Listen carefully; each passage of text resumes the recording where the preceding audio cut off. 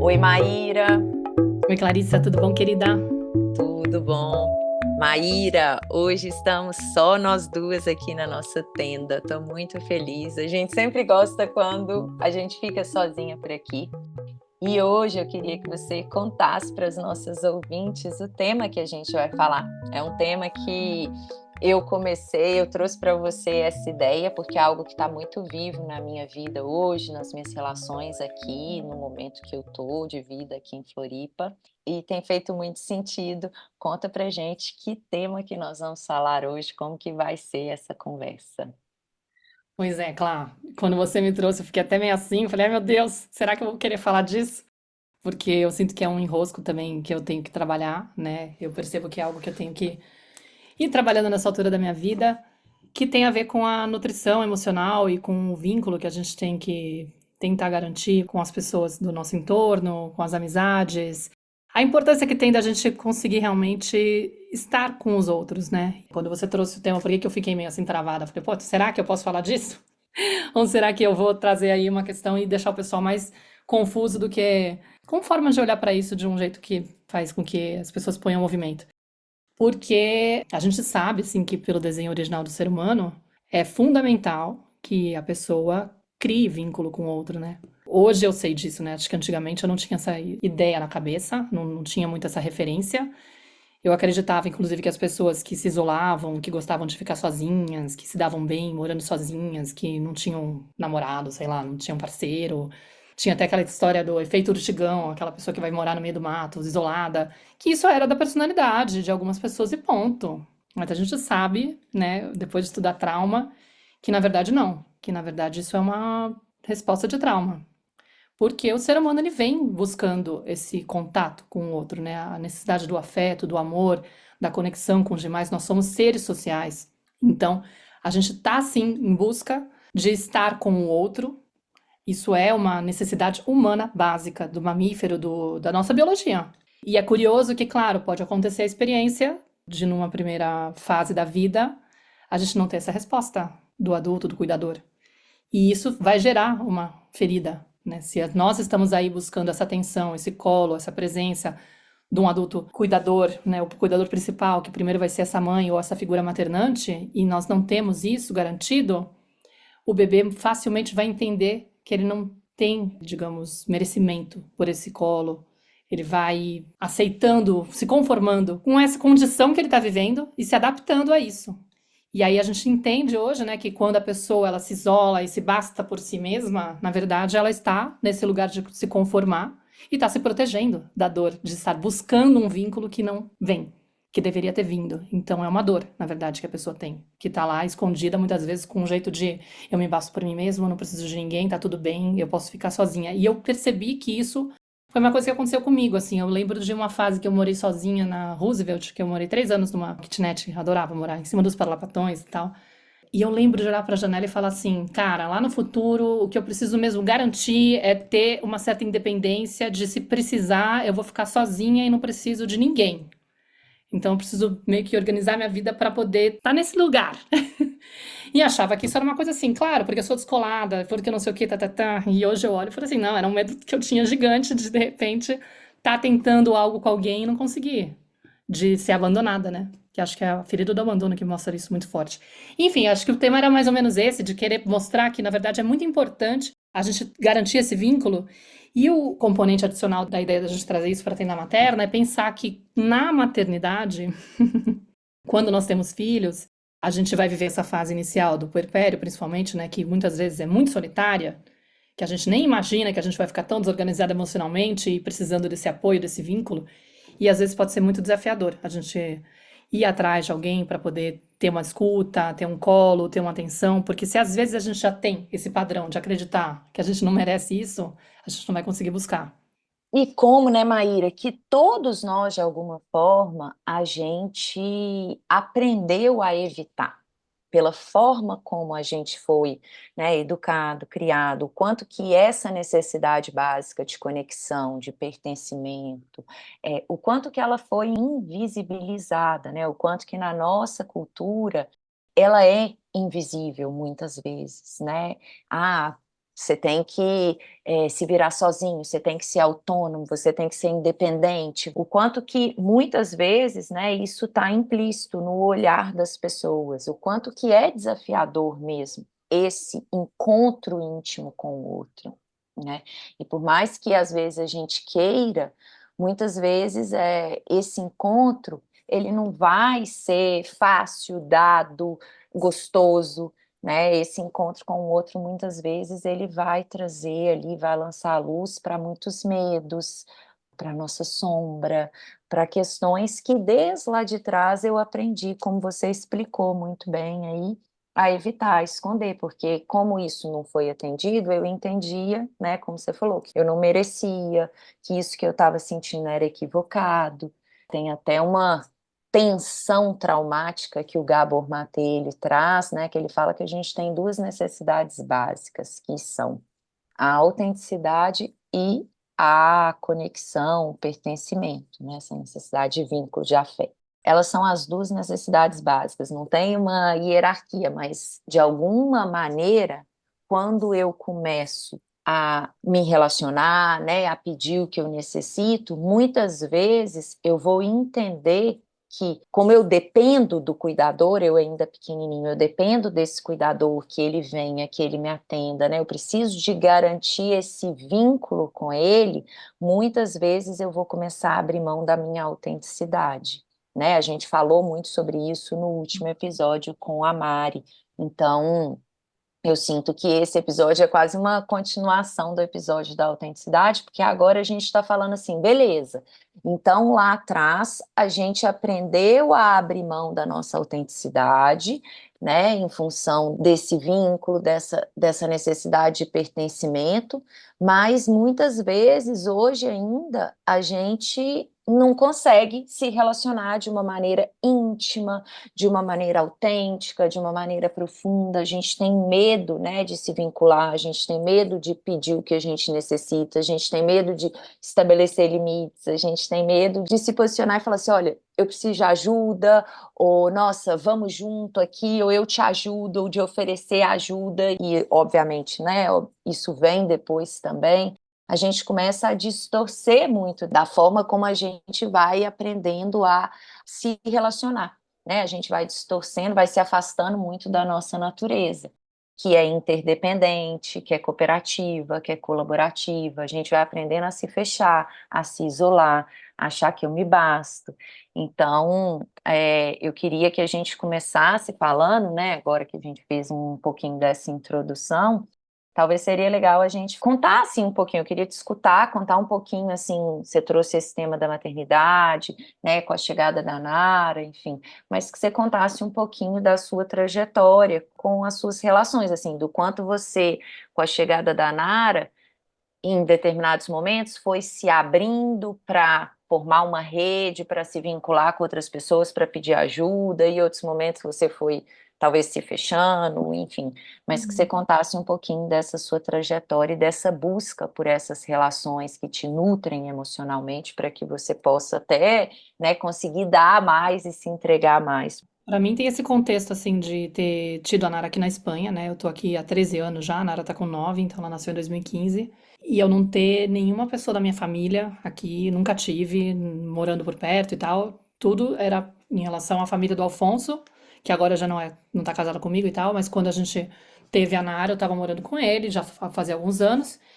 E eu tive a sorte de, pelo menos, de encontrar já referências de El Parto es Nuestro, que é um grupo de parto humanizado que tem aqui na Espanha. Então, eu tinha um grupo de mães que eu frequentava, reuniões presenciais, no caso, né, na época, para poder me orientar. Então, eu fiz aí um grupinho de mães de referência, mas elas não moravam perto de mim, então era uma coisa que foi mais na época do planejamento do parto. Depois do parto, a gente não, até manteve um certo contato, mas não foi uma coisa muito forte.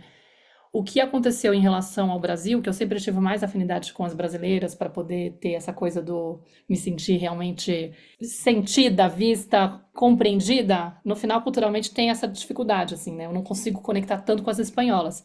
Então, virtualmente, eu acabei entrando num grupo chamado Bochicho de Mães, que era um grupo no Facebook, que sinceramente nem sei se existe ainda, é possível que sim, mas que a gente se reunia também, além de ter essa coisa de ficar ajudando as pessoas com dúvidas sobre a maternidade. A gente se reunia por grupo de faixa etária, né? E tinha um grupinho que era, quem que vai ter filho em tal época? E eu tava grávida na época que eu entrei. E eu acabei entrando num grupo de WhatsApp com várias mães que estavam tendo filhos na época que a Nara nasceu, que foi em fevereiro de 2015. E tinha algumas de janeiro, outras de por aí, abril, né, e tal. E aí, meu, aquilo foi uma coisa maravilhosa, porque a gente costumava se falar várias vezes ao dia, sempre tinha alguém acordado, entendeu? Então, às vezes, assim, vou dar peito de madrugada, tô naquele momento que bate aquela solidão, aquela sensação de que até quando isso vai ser desse jeito, quantas vezes eu vou ter que acordar e tal, não sei o que. Aí, de repente, chegava lá, tava alguém online. Sei que, entre aspas, não é o ideal você ficar desconectada do bebê, mas ao mesmo tempo a mãe também precisa de um apoio. Então, isso foi uma coisa que eu acho que ajudou muito para minha sanidade na época, me sentir acompanhada por essas mulheres. E aí, mais pra frente, uma coisa que foi muito legal é que eu morava em Argoês, eu morava em Madrid nessa época, eu fiquei 7 anos lá. Depois eu me mudei pra cá em 2018, onde eu tô. Eu comecei a frequentar o parquinho que tinha do lado, o Parque del Oeste, né? Que é um parque muito gostoso, que tem zona infantil e tal. E lá fiz o esforço, tem que fazer esforço, porque eu não sai de mim, entendeu? Eu sou meio tímida e tal, de tentar trocar ideia com algumas mães que estavam lá. E graças a Deus algumas eram mais extrovertidas, elas que faziam a frente. Então, acabei fazendo duas amizades muito especiais nessa. Mães de crianças com a idade da Nara, assim, o Theo e a Alicia, lindas e maravilhosas, e que tenho contato com elas até hoje, inclusive fui almoçar com uma delas hoje. Isso também ajudou muito. Só que o que eu percebi é que pro meu padrão, e acho que uma realidade de muitas mães, né? Quando a gente chega nessa fase de ser mãe, especialmente se a gente tem um perfil perfeccionista e quer fazer tudo direitinho e descobre que tem uma, entre aspas, cartilha para ser seguida, de ser a mãe ideal, a gente se agarra na coisa do cara, eu tenho que cuidar, né? Tipo, volta toda a atenção pro filho, eu tenho que cuidar dessa criança e fazer da melhor forma e me dedicar a ela. E às vezes pode ser até uma coisa que a gente se coloca com uma cobrança tão forte de acreditar que não tem o direito de delegar o cuidado para ninguém, porque só eu sei cuidar da melhor forma, ficar angustiado quando se afasta da criança porque acha que tá na mão de pessoas menos conscientes, então, tipo, olha só o que eu tô fazendo com ela, coitada da menina, vai estar na mão daquela avó que faz chantagem emocional para comer tudo, ou que não deixa ela chorar, que sacanagem. Então, assim, se a pessoa fica obcecada pelo cuidado, que é muito fácil de acontecer, se você tem perfil de codependente, então mais ainda, porque aí você fica com esse vício de cuidar do outro, então é muito fácil você se abandonar. Demorou um pouquinho para eu perceber que eu estava priorizando tanto a minha filha que eu estava me abandonando, eu estava me ignorando, né? E que eu estava deixando de me nutrir. Então, muitas vezes eu percebi assim, por isso que eu estava com medo de falar do tema, né? Eu falei, meu Deus, vou falar desse tema. Eu sei que é um calo no pé, né? Muitas vezes eu percebi que eu tinha fases onde eu simplesmente estava só voltada para as coisas do trabalho, da casa, da família, da Nara, e eu segundo plano, terceiro plano, ou nem no plano. O mais normal era nem no plano, assim, sabe? Não tem nem o que fazer. E claro, não tava me nutrindo, tava só na doação, doação. E até tem esse movimento que você percebe, né? Quando você tá lá doando, doando, doando, no fundo, você tá carente pra caramba. Esse que é o lance, né? A gente se acostuma, a gente se adapta, mas a necessidade continua lá.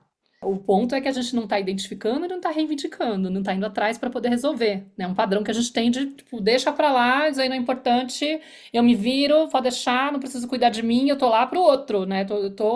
Me sinto bem comigo mesma quando eu estou servindo, quando eu estou cuidando, quando, né, eu me reconheço assim, eu me acho incrível assim, eu me satisfaço assim. Só que o que eu tô fazendo? Eu tô ignorando uma necessidade básica, para começar, né? Tô fingindo que tá tudo bem, quando na verdade não tô. Eu preciso também dessa nutrição. E esse ressentimento que vai se acumulando, muitas vezes pode voltar com uma reatividade, com ficar bravo com o filho porque, tipo, não reconhece o esforço que eu tô fazendo, ou com um parceiro que, nossa, nunca presta atenção em mim. Mas, enfim, é curiosíssimo, porque eu lembro até de uma coisa que eu até conto bastante na mentoria para poder dar esse exemplo para as mães, né, para elas ficarem também espertas de reconhecer, né, se isso está acontecendo com elas. Porque eu lembro que quando eu estava ainda com o Alfonso, muitas vezes eu me sentia ressentida no sentido, se ele colaborasse mais, se ele participasse mais, se, né, assumisse mais o lado dele, assim, de pai, me aliviaria a carga e eu conseguiria ter mais tempo para mim, né? Tipo, eu achava que o motivo de eu não ter tempo para mim, de não conseguir fazer as minhas coisas, é porque ele estava sendo egoísta na relação, estava sendo insensível e tudo mais, né? Olha só o que ele está fazendo comigo, ele não enxerga a minha necessidade de ter meu tempo. Ele consegue facilmente sair para fazer as coisas dele e me largar aqui, né? A grande vítima, coitada. E por conta disso que eu não consigo me nutrir. Se não fosse esse cenário, certeza que eu estaria bem. Eu não estaria, tipo, essa pessoa impaciente, toda hora no meu limite, de repente tratando a Nara mal, porque tô aí sem me nutrir. Aí qual foi a curiosidade? Um dado momento da história, né? A gente veio pra cá, pra Colmenarejo, a cidadezinha onde a gente mora e tal, com um pouco com a ideia de fazer uma coisa meio família, mais gostosa, né? Perto da natureza, perto da Serra de Madrid, não tanto no grande centro lá. Eu concordei em vir pra cá, meio que reticente no começo, porque eu sou super paulistana, já achava Madrid pequena. Madrid tem um quarto da população de São Paulo, né? E eu falei, puxa, o que que eu vou fazer numa cidadezinha de 9.000 habitantes, que é onde eu tô agora? Mas tudo bem, vim por N motivos, né? Sei que a escolha foi minha também, não vim com alguém me ameaçando nem nada. Optamos por vir, arriscamos, e quando cheguei aqui, no final me separei dele. E quando me separei dele 2 anos depois, uma das coisas que eu pensei, agora sim, chegou a minha vez, né? Tipo, guarda compartilhada, metade do tempo eu tô sem ele, sem a Nara, então, tipo assim, não tem muito como ficar sem esse tempo. E quem disse que eu arranjava tempo pra mim? Então, assim, o que que eu saquei dessa experiência? Eu falei, gente, muitas vezes a gente coloca essa desculpa, né? Tipo assim, eu não tenho tempo e tal, não sei o que, mas na verdade é um padrão. Né? Essa coisa do não olhar pra si, não se priorizar, não conseguir entender a importância disso, tal, continuava lá, entendeu? Não era isso, não era o fato do cara. Até porque se ele tivesse aqui, se eu realmente tivesse essa certeza, eu sei como funciona. A gente pode sim reivindicar esse espaço. Da mesma forma que ele fala, eu vou sair pra fazer tal coisa, eu poderia falar, eu vou sair pra fazer tal coisa. Entendeu? Então não é ele que tá me proibindo de usar o meu tempo pra mim. Era eu que me proibia, né? Ficou bem evidente isso. E pra você? Nossa, que legal, Má, que legal, né, você trazer isso. É como você falou, né? É um padrão e é um padrão traumático, assim. Conta pra gente de um afastamento da nossa natureza, Uhum. né? Que a gente realmente foi desenhado, os adultos, principalmente humanos, né, para serem interdependentes. O bebezinho ele ainda é muito dependente do adulto, né? Ele não sobrevive sem que alguém vá lá e atenda milimetricamente ali as suas necessidades. Ele sobrevive, às vezes a gente atende mais ou menos uma coisa ou outra, ele acaba sobrevivendo e se adaptando, né? Mas ele necessita desse cuidado do outro. E a gente, humano, a gente precisa dessa troca. Acho que ficou muito claro isso daí. Esse exemplo que você deu, assim, muito sensacional, porque é isso, né, mesmo, o quanto que a gente se sabota, o quanto que a gente projeta as nossas dores para o outro, né, e responsabiliza o outro, se colocando muitas vezes nesse lugar de vítima, mas sem olhar profundamente para a nossa dificuldade, para o nosso medo de se vincular, de confiar, de se abrir para o outro, de mostrar, de se vulnerabilizar, de expressar as suas emoções mais profundas, mais íntimas, o quanto que a gente tem medo. E hoje, né, eu quis até trazer esse tema para o episódio, porque eu tenho vivenciado relações de amizade muito profundas mesmo, que tem, assim, exatamente me convidado para uma relação e que, obviamente, não é fácil, porque nessa relação eu vejo muitas sombras minhas, eu vejo muitos padrões, uma vez que essas amigas, esse grupo de amigas me convoca a estar ali, me mostrando, e tem horas que mesmo que eu não queira mostrar, a minha família, os meus filhos acabam revelando aspectos ali, né, desse inconsciente, né, de como a gente é verdadeiramente, e o quanto que tem sido bonito esse processo. Assim como você, né, quando os meninos chegaram, os dois, eu também fiz esse movimento de ir para praças, quando eles tinham ali por volta de 6 meses, de buscar antes deles irem, né? Eles foram os dois para a escola lá para 2, 3 anos, mas tanto com a chegada do João quanto do Lucas, né? Antes dessa idade escolar deles, eu também tinha esse grupo de mães em praças, ia para praças e começava a conhecer e trocar. E foram experiências muito, muito ricas, mas eu queria falar, já morei fora do país, né? Um dos motivos que morei no Chile, um dos motivos que me fizeram voltar aqui para o Brasil foi exatamente esse ponto que você tocou, né? Essa necessidade de me vincular profundamente com as pessoas que eu sentia que tinham ali alguns valores mesmo, né? Algumas questões culturais que eu me sentia mais próxima. né? No Chile, a cidade que eu morava, tinha muita gente de fora, então tinha colombiano, argentino, italiano, americano, enfim, tinha muita gente de fora, mas eu também me vinculava mais com os brasileiros, com os colombianos, argentinos, com os latinos, assim, e que a gente também desenvolveu uma rede ali muito bacana, muito potente. Mas essas amizades em específico agora, né, eu tive uma experiência e muito mobilizada pelo meu filho, o adolescente, pelo João, né? A gente tem percebido, assim, os adolescentes hoje, não sei até se você chegou a ver, mas saiu uma reportagem no Fantástico, você deve ter visto, né? Assim, falando sobre um livro, um best-seller, que chama Geração Ansiosa, falando, né, sobre esse isolamento dos adolescentes, ali um vício em telas mesmo, e o quanto que esses adolescentes têm se isolado, se escondido ali atrás das telas. E a gente sabe que esse não é o movimento natural, né, do que está ali programado nesse desenho original, que a adolescência é um momento que aquele ser ele quer ir para o mundo, que ele quer se relacionar. Obviamente que as redes sociais elas promovem uma busca, uma relação ali, mas também de certa forma é muito limitada diante da potência que é o se relacionar ali ao vivo e a cores, enfim. E a gente, né, essas minhas amigas são mães de adolescentes, eu conheci pelo João, e a gente, muito nesse movimento de querer que eles se relacionem, que não fiquem só saindo à noite e o dia inteiro, às vezes, nas telas, fazendo menos coisas do que a gente acredita que seria legal, a gente resolveu fazer uma viagem, 4 famílias juntas, e foi uma viagem muito, muito potente, porque a gente ali, né, numa mesma casa, todo mundo junto e se relacionando, comendo junto, cozinhando junto, e tava um tempo mais nublado, frio, então a gente ficou muito em casa. Imagina, sei lá, tinha umas 16 pessoas, entre adolescentes, crianças ali, de talvez o mais novo tinha 5 anos, mas não tinha 5 anos, não, de 5 até 16, tinham várias idades ali, e todo mundo se relacionando. E foi muito potente, sabe?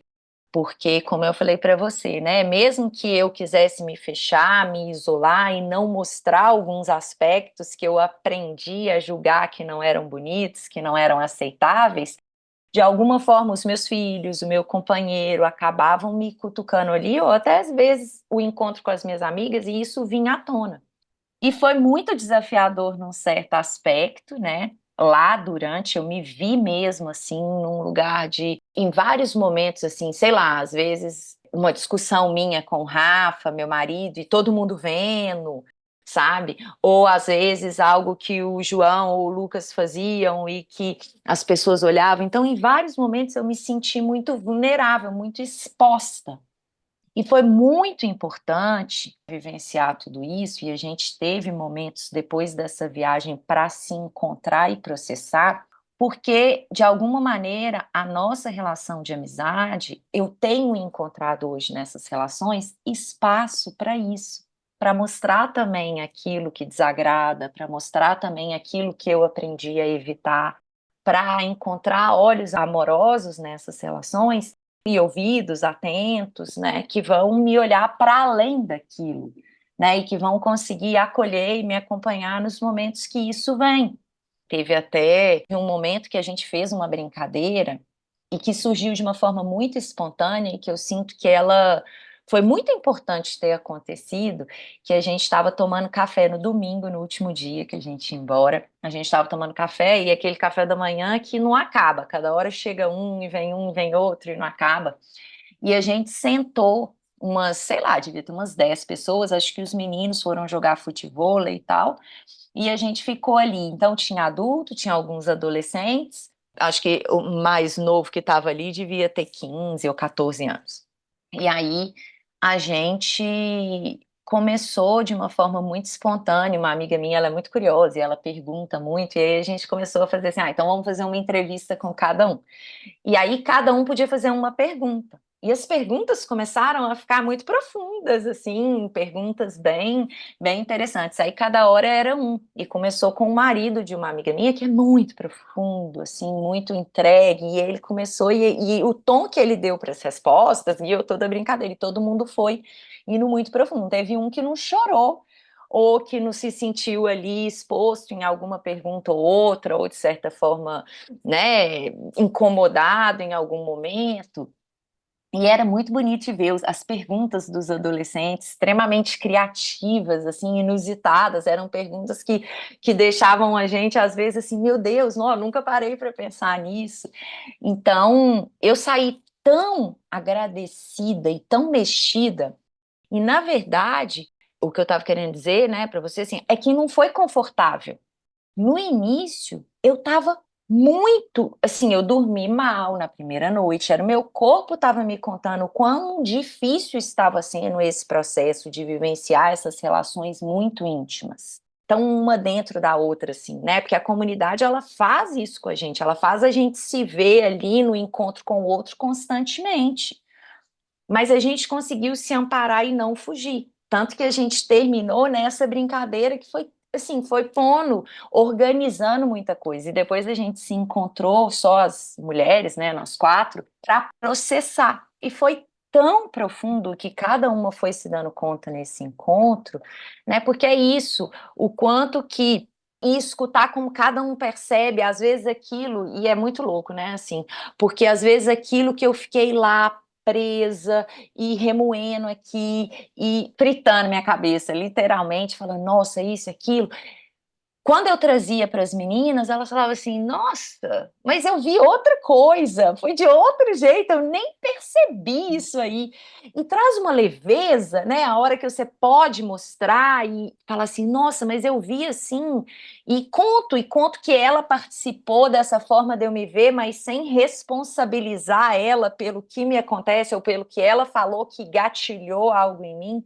Então, assim, eu tenho realmente entendido o quanto, né, na vivência, na experiência, o quanto que as relações, cada vez mais, assim, né, é muito louco, porque a vida é um processo de evolução muito bonito, assim, mas o quanto que as relações, quanto mais íntimas, quanto mais inteiras, quanto mais presente e disponível a gente está, quanto mais, assim, né, de forma despretensiosa e usando da brincadeira, da arte, do humor, daquilo que a gente tem de mais humano, o quanto elas são necessárias e o quanto que a gente tem se afastado disso, né, Maíra? Dessa inteireza, dessa profundidade que a gente pode chegar e sem medo, porque na verdade aquilo que está dentro de mim não é diferente do que está dentro de você, não é diferente do que está dentro do outro, e a hora que a gente volta a confiar, né, na nossa natureza e vai se mostrando, né, nem sei, assim, acho que eu ainda estou processando tudo isso que Não, então, e é muito pensei. louco, né? Porque você começou falando daquela história do Gabor, do afeto e da autenticidade, e, na verdade, as duas coisas casadas que é o fundamental, né? A chave quase como assim, para você realmente estar bem, você tem que garantir esse afeto num espaço onde você possa ser você mesma, com toda a Exato, honestidade, sensacional. espontaneidade, né? Profundidade, porque senão as coisas ficam muito superficiais. Porque pensando assim, quando você estava falando, eu fui lembrando de várias coisas da minha trajetória também. Porque eu contei lá que no início lá da maternidade eu cheguei a fazer esse movimento de conseguir essas amizades lá em Madrid, quando eu estava até 2018 com a Nara, com quase 3 anos, né? Quando a gente se mudou para cá, eu estava mais ou menos com essa parte, digamos, garantida. Tinha lá o meu espaço de conseguir encontrar essas amigas com uma certa frequência e ter esse espaço de profundidade onde eu conseguia me identificar com elas. A pessoa mais próxima de mim de lá é alemã, uma pessoa linda, que foi com quem eu almocei hoje. Até tinha uma ideia diferente, assim, imaginando que talvez por ser alemã seria uma pessoa mais distante, mais fria, mas nada. Ela é uma pessoa, assim, que eu conecto muito. A gente tem conversas incríveis, a gente se entende pra caramba. A gente pode estar meses sem se falar, quando a gente se fala, é do mesmo jeito, com o mesmo respeito, com o mesmo carinho, com a mesma tranquilidade de trazer isso que você falou, né? Tipo, agora ela tá passando por uma dificuldade com a mãe dela, que tá na Alemanha, que tem vários problemas aí, não vou entrar em detalhes da vida dela, mas assim, comigo ela confessou o que realmente estava acontecendo internamente com ela. Falou: olha, eu sei que você não vai me julgar, mas para ser bem sincero, tô sentindo isso da minha mãe. E eu falo: eu te entendo perfeitamente. Tipo, eu não vou te julgar, assim, sabe? Eu entendo a tua dor e sei que pode parecer inadequado tudo isso que você tá sentindo, mas é isso, tá tudo bem. Pode falar comigo que eu vou te ouvir, porque essa escuta é fundamental. Mas eu lembro que quando a gente decidiu vir para cá, né, que eu falei que a gente fez essa aposta, né, de vamos morar perto da Serra de Madrid, num lugar que tem mais a ver com o contexto de família. Tinha outras questões financeiras também. Madrid estava ficando cada vez mais caro, mais desafiador de manter a vida lá. E aqui a gente veio realmente para um lugar que era muito mais acessível economicamente, com uma estrutura muito melhor, um apartamento mais gostoso, com mais quartos, com piscina, com parque infantil, enfim. É um lugar delicioso. Mas eu estava muito, digamos, insegura, porque eu tenho esse perfil urbano. Amo São Paulo. São Paulo, para mim, a dificuldade de sair de São Paulo, vir para cá, que eu vim passar um ano e depois eu acabei morando definitivamente, é que eu já não tinha mais as rodas de samba, já não tinha mais como encontrar as pessoas com a mesma facilidade, minhas amizades e tudo mais, né? Não achava que eu ia ficar mais de um ano, acabei ficando. E quando topei ser mãe, meio que assumi que estava decidindo ficar pela Espanha, porque sempre soube que o Afonso não tinha interesse de ir para o Brasil. Então pensei, com ele ou sem ele, eu tô amarrada aqui, porque eu tenho uma filha espanhola e ele não vai querer sair. E não vejo possibilidade de tirar a Nara com ele aqui, né? Não faz sentido para mim. Enfim, assumi que eu ia vir para cá. E quando eu assumi de vir para Colmenarejo, que é onde eu moro, a cidadezinha, que se quiser procura no mapa, mas que tem 9.000 habitantes, eu falei, bom, tudo bem, como a gente vai estar em família, não tem problema. Só que a relação acabou se deteriorando, uma hora, deu uns 2 anos, a gente se separou, e quando eu me vi, eu estava sozinha, tipo, sem o parceiro, né, com a filha só metade do tempo, e longe dos meus amigos, os próximos, né, fiz amizades aqui, tem pessoas muito incríveis, muito gostosas de conviver e tal, mas não tem aquela coisa que você sabe aquela coisa assim do tipo, meu, é aquela pessoa que você conversa e você conecta de verdade, a pessoa te vê de verdade, você sente essa facilidade de ser transparente, você se sente à vontade. E não que eu preciso que os outros me entendam, não é que eu preciso que eles concordem com as minhas opções de vida, não é isso, entendeu? Mas é a coisa do tipo, não sei, é diferente, a gente sabe que é diferente, né? Com a Mina, por exemplo, eu tenho isso, com as pessoas daqui não tenho, por mais carinhosas que elas sejam e fáceis de conviver.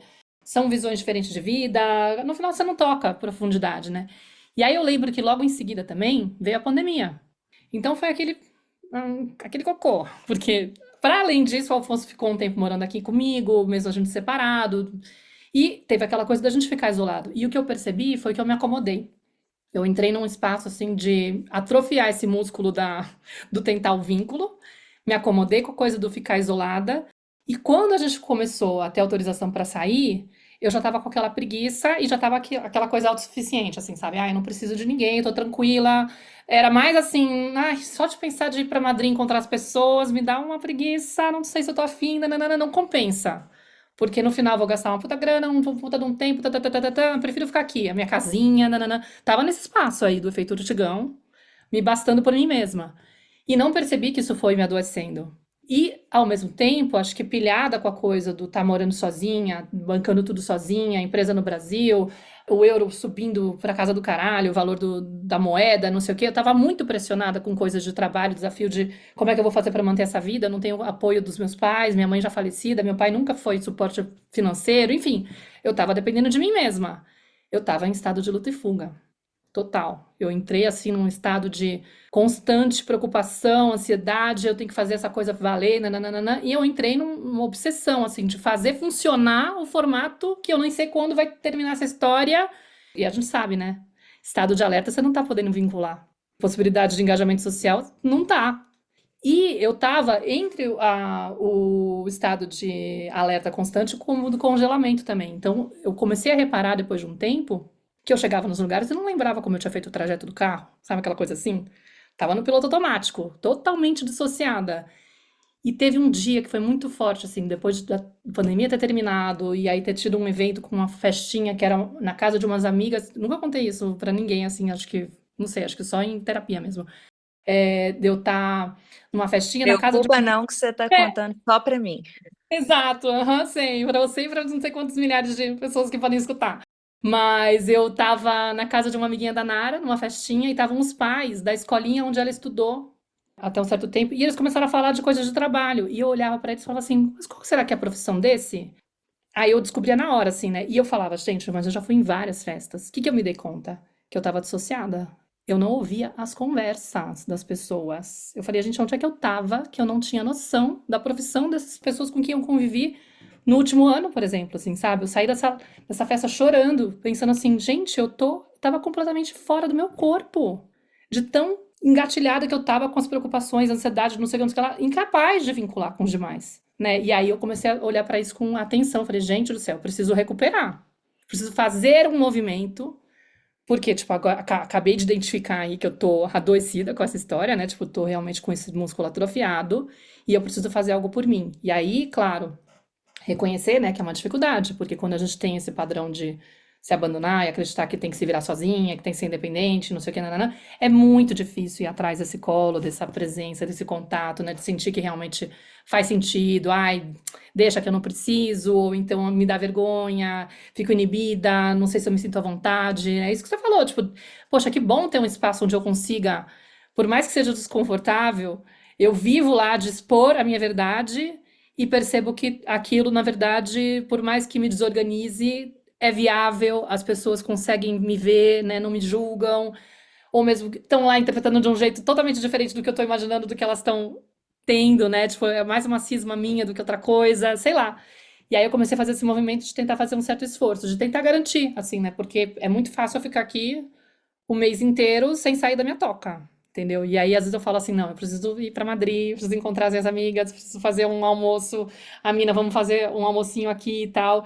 Cavar esse buraco pra E poder. sustentar, né, Maíra, é fácil porque a nossa mente ela é muito articulada assim para sustentar a gente num padrão que a gente entendeu que foi o nosso padrão de sobrevivência, né? Assim, é o que a gente chama da zona de conforto ali, mas que não é nada confortável, na verdade, mas é aquilo que a gente aprendeu a se acostumar e achar que é o que a gente merece.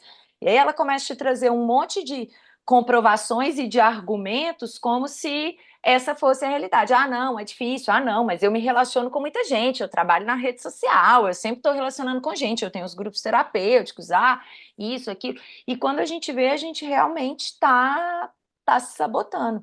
E é muito louco isso que você falou, assim, né? Muito interessante, não é louco, né? Mas assim, interessante isso que você falou, porque tudo parte, né? Às vezes as pessoas que estão nos escutando podem estar se perguntando assim: meu Deus, tá, mas eu preciso de encontrar essas pessoas, né? Que também estão dispostas a me escutarem sem julgar, a se abrirem, a se vulnerabilizarem, e a gente coloca isso de novo, né? Como se fosse um movimento externo.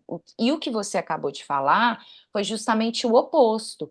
Primeiro eu preciso de me observar, né, de começar a tomar consciência de como que está o meu processo. Realmente eu estou aberta e disponível para me relacionar?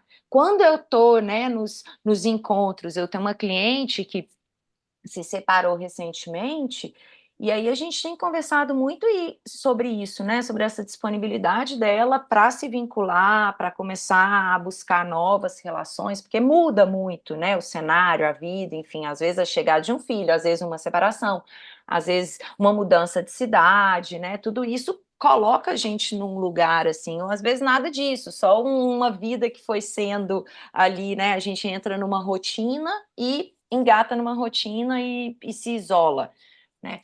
Mas da gente olhar mesmo qual a qualidade dessa minha presença nos lugares que eu vou. Então, às vezes, festinhas, na porta da escola, quando eu vou buscar as crianças, ou mesmo numa praça que eu vou levar para brincar, assim, do quanto que a gente se fecha, o quanto que eu pego ali o meu celular e abro um mundo, uma janela, mas me isolo do que está acontecendo aqui ao meu redor, né? Do quanto que às vezes eu sou, né, nesse encontro com o outro, e à medida que ele vai trazendo coisa, eu começo a julgar, criticar, mesmo que eu não fale, né, mas mentalmente, e o quanto que isso é também um sinal de um estado de alerta, de uma dificuldade mesmo de entrar e de me vincular. Então, que a gente possa, né, acho que para começar a pensar nossa, eu adoraria vivenciar, né, me nutrir emocionalmente no encontro com o outro, eu adoraria ter relações íntimas emocionalmente, com amigas, com pessoas né, que possam me apoiar, criar uma rede de apoio verdadeira, né? Imagino que isso vive dentro do coração, no fundo, umas pessoas com um pouquinho mais de terra e camadas ali a serem desvendadas, a serem movidas, mas isso vive como um anseio legítimo e uma necessidade de todo ser humano, né? Essa necessidade de ter vínculos verdadeiros, honestos, profundos, que eu possa ser autêntica, que eu possa me expressar com autenticidade, como você falou, né? De poder vivenciar essas duas necessidades básicas plenamente, né, em muitas relações e momentos. Mas isso tudo começa com essa capacidade da gente se observar, né, da gente perceber o nosso momento, da gente ir pouco a pouco, né, percebendo o nosso estado. Se eu estou num estado de muito alerta, né, de fazer muita coisa, de estar sempre fazendo, de estar trabalhando muito, de estar sempre para fora, agilizando coisa, ou de estar, às vezes, né, num estado mais congelado, mais fechado, mais isolado.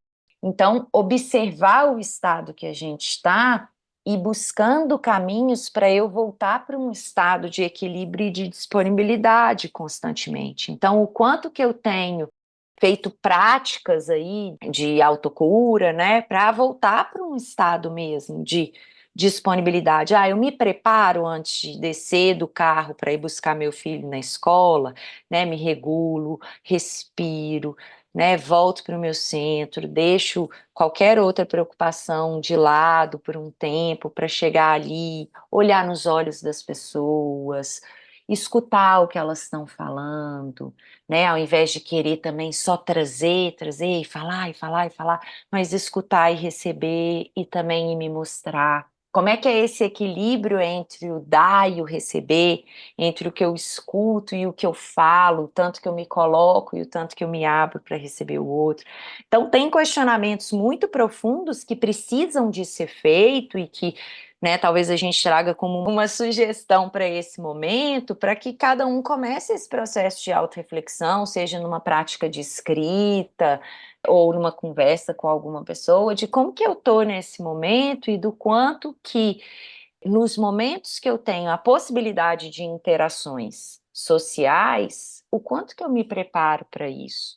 O quanto que eu saio aqui da minha zona de conforto e me coloco, tento me colocar presente, né? O quanto que eu busco estar relaxada, estar regulada para poder verdadeiramente me vincular com as pessoas.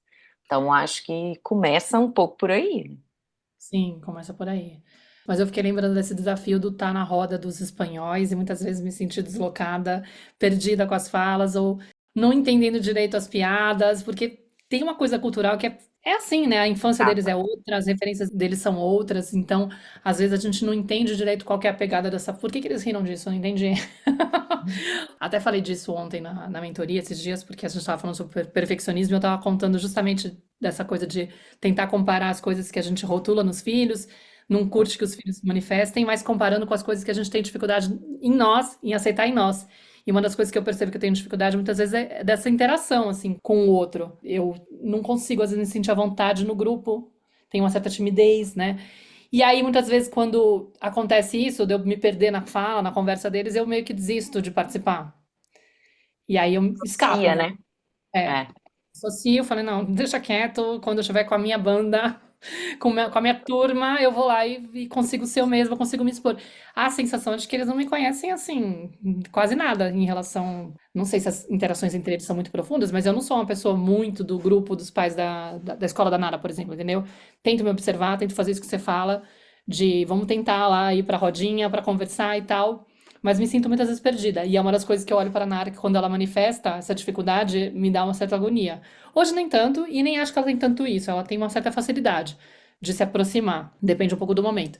Mas lembrei disso porque foi um tema que eu falei ontem na mentoria com as meninas, para dar de exemplo, né?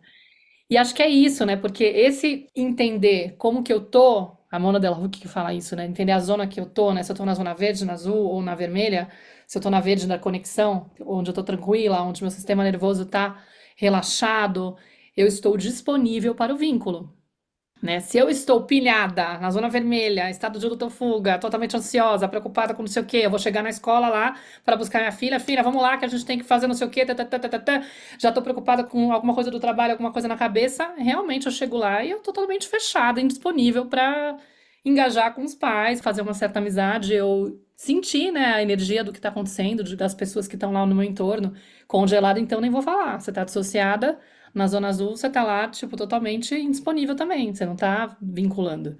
Então, esse reconhecer Ajuda, porque aí a gente pode tentar voltar e falar assim, beleza, vou fazer uma respiração aqui, vou voltar para o momento presente. Acho que o grande convite é esse, né? Voltar para o momento presente para ver se eu consigo realmente estar aberta para o que vai vir dessa história, né? E às vezes, a gente coloca assim uma expectativa, às vezes que isso vai ser rápido, ou que tem que ser um movimento grandioso, ou que tem que ser com muita gente. E às vezes, né, isso tudo são crenças, assim como você percebeu, agora eu tenho tempo, né, depois que você se separou e vivenciou essa realidade de guarda compartilhada, e você percebeu, né, tipo, opa, eu tenho tempo agora, qual que é a minha desculpa, né? Não, mas o problema agora é que eles são espanhóis e é diferente. E é claro que eu te entendo, porque eu também senti isso no Chile, foi uma das coisas que me fez voltar, né? Querer voltar. Mas justamente no final, quando eu estava vivendo com muito mais intensidade, porque eu sabia, com muito mais consciência do momento presente, porque eu sabia que eu ia voltar, eu comecei a ver e reconhecer a profundidade das relações. Eu comecei a ver com outro olhar e a vivenciar as minhas relações de outro lugar. Porque eu sabia que aquilo tinha tempo para acabar. Olha que louco como que a nossa mente é, né? Essa consciência do presente, a gente vive como se não houvesse amanhã, né? Como se a gente não fosse morrer nunca, como se nada tivesse fim. Vai, tá, amanhã eu falo, depois eu falo.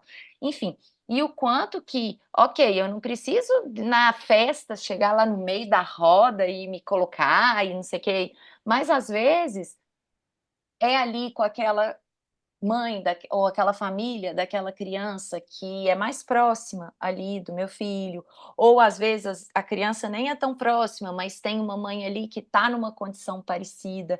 Mas se eu estou inteira aqui, eu consigo perceber, assim, né?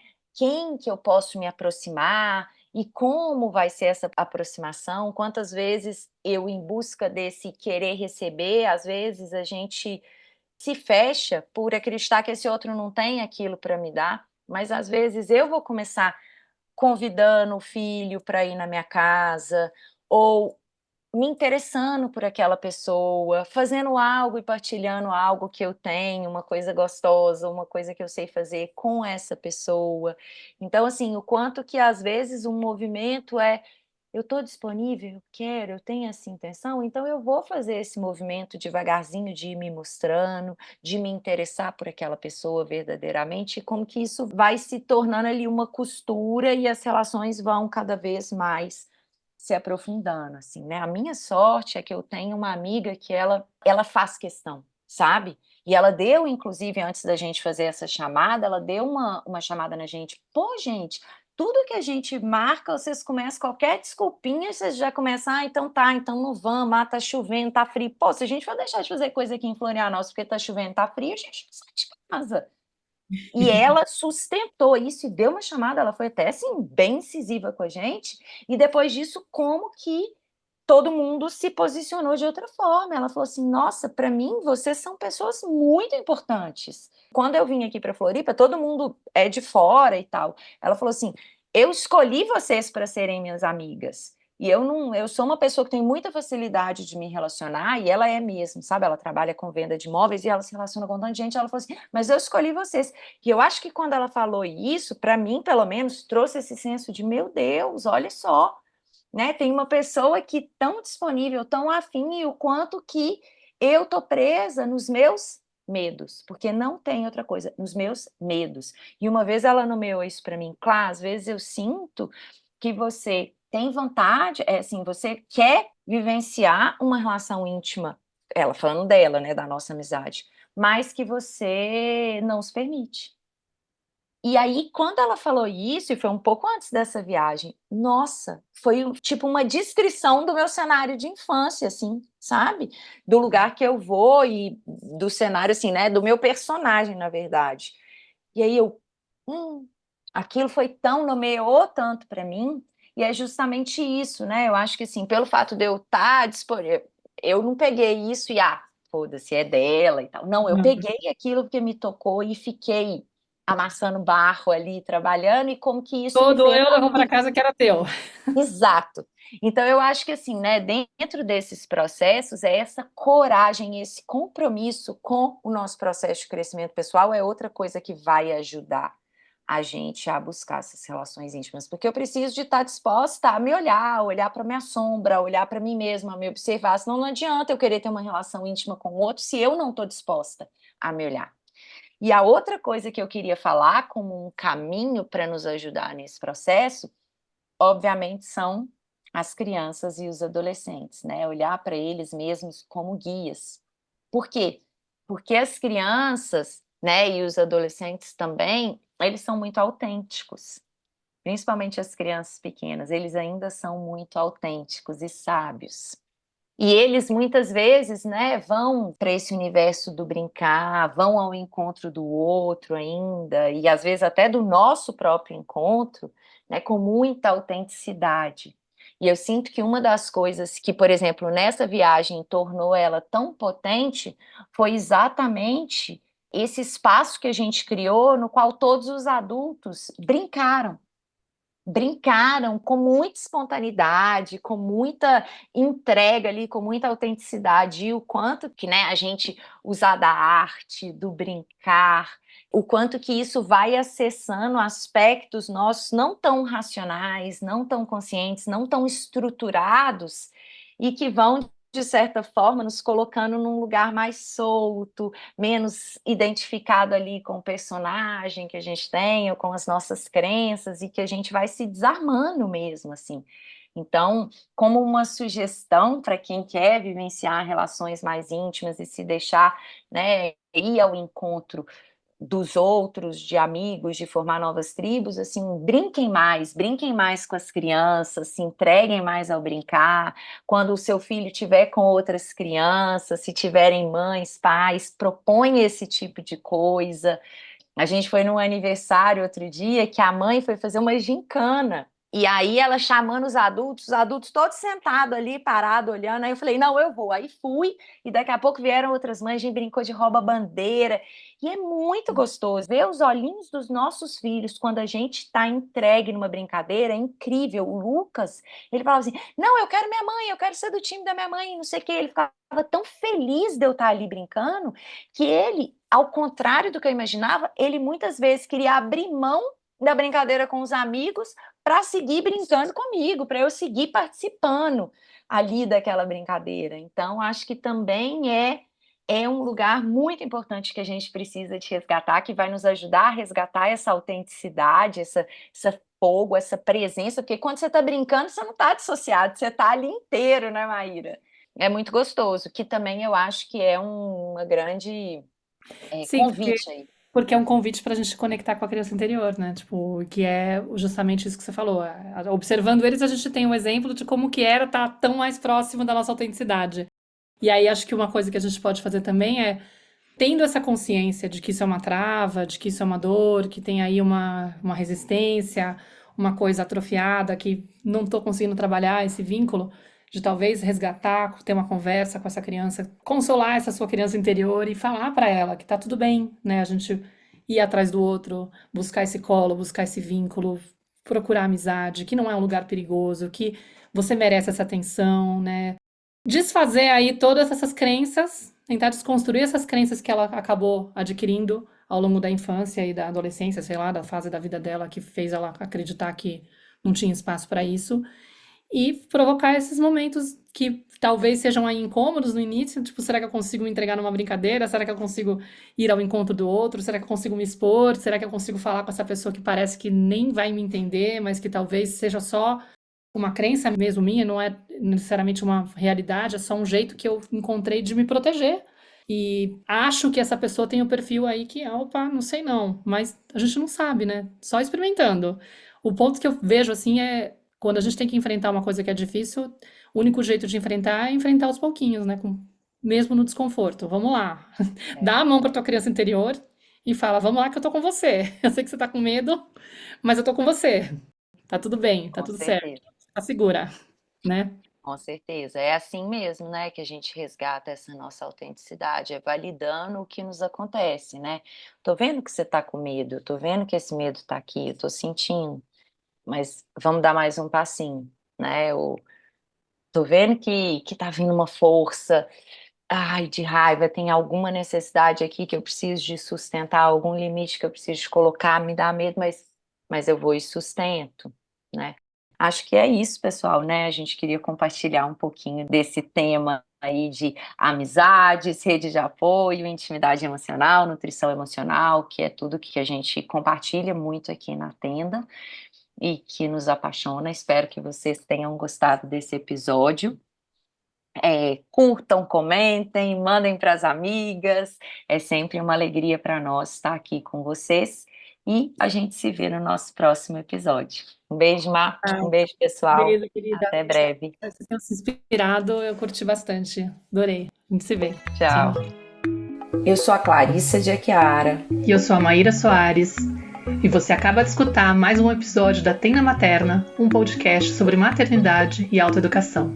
Nossa conversa de hoje te tocou de alguma forma? Tem algo que você vai fazer diferente depois de ter escutado esse episódio? Se sentir no seu coração, compartilha com suas amigas nosso podcast, deixa um comentário no nosso perfil do Instagram, @tendamaterna.podcast, contando como esse episódio mexeu com você. Segue a gente no Spotify para não perder nenhum encontro de inspiração, crescimento, trocas profundas e muito apoio. Nos vemos em nosso próximo episódio. Até lá!